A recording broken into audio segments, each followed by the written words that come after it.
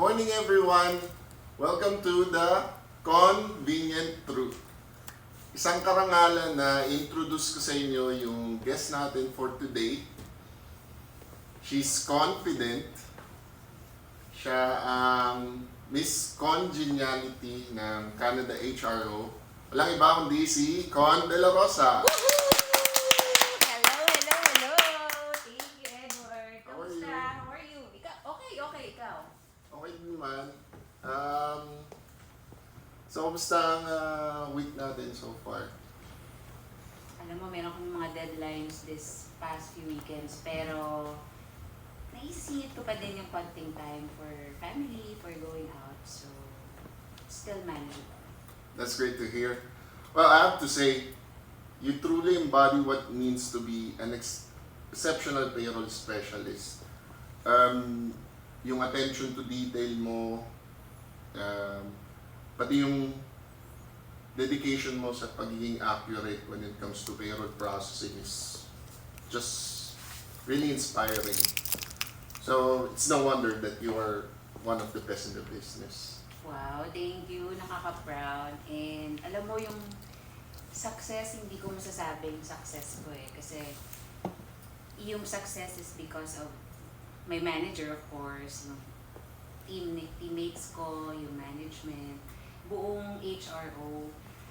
So, hindi kasi, ano lang yan eh, hindi kasi one-sided lang yan eh. Kumbaga, kung hindi dahil sa knowledge na tutunan ko from our solution specialists, SMEs, even the managers, wala yun, hindi ko masasabing success ko yun all by myself. So, kaya lahat to para sa kanila. It's great to hear. Teamwork makes the dream work. Yes, Right. of course. So, since acknowledge natin yung importance ng teamwork, so now, I think yung audience natin gusto nila marinig.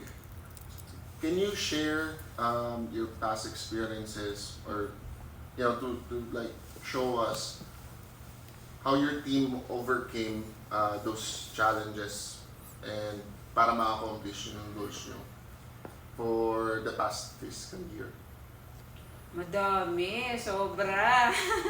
Alam mo yung dugot pawis, lahat yun napagdaanan namin. So, from the time that we started, as in, ako kasi nagpipayroll na ako for the past few years. So, lahat yun, in-inspire ko sila kasi payroll is not easy. So, alam mo yan, sa Canada, it's a profession. So, pagdating dito, hindi naman tayo Canadians, of course. So, talagang it's a challenge for us. So, nung dumating yung mga bago, wave 1, including me, dito sa HRO,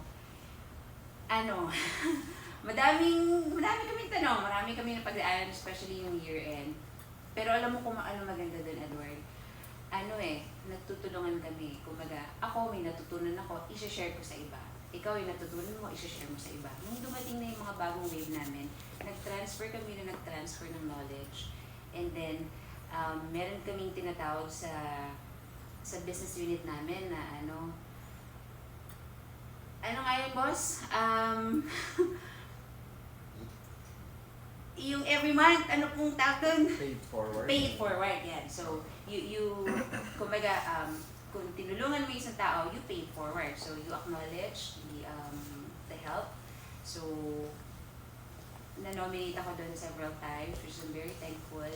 So, yun, doon mo makikita eh. Kumbaga, pag tinulungan mo isang tao, syempre, alam mo yan, doon yung trust nila sa'yo. So, sobrang ganda nung foundation. So, and pinagpapatuloy namin yun kasi gusto namin sa mga succeeding na bagong team members, may inspire namin sila and motivate. That's great. Actually, ako sobrang goods din ako dun sa Pay It Forward na yun. It's really a great initiative. And thank you for shedding some light on the incredible teamwork that you guys are doing or what you've done. Let's take a look back on on those like things that you have done this fiscal year. Kasi hindi tama. I mean, pwede lang i-cut. Mm. Yung- Tapos Nakakatid doon ka din. mag-insert ng clips, boss? Or before. Pwede. Pwede naman. Pag sabihin ko yung let's take a look back. Ano ka po mag-insert ng clip? Pwede. Kamusta yung on Ikaw namin? na. Okay, maganda.